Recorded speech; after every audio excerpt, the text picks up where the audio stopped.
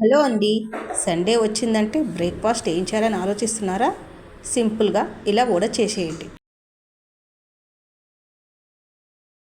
కోసం ముందుగా 4-5 అవర్స్ మినపప్పును నానబెట్టుకోవాలి.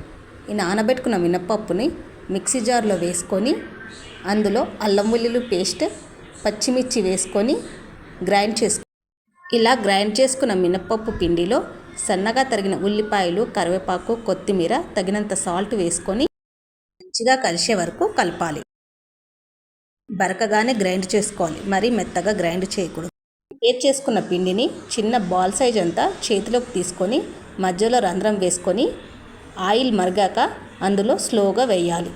ఇలా చేస్తే వడ మంచి షేప్లో వచ్చి అన్ని వైపులా మంచిగా కాలుతుంది.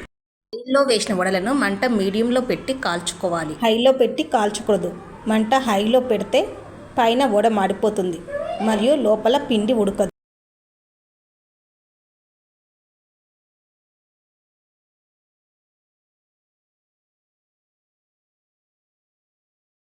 మంట మీడియంలో పెట్టి రెండు వైపులా సరిగా కాల్చుకోవాలి.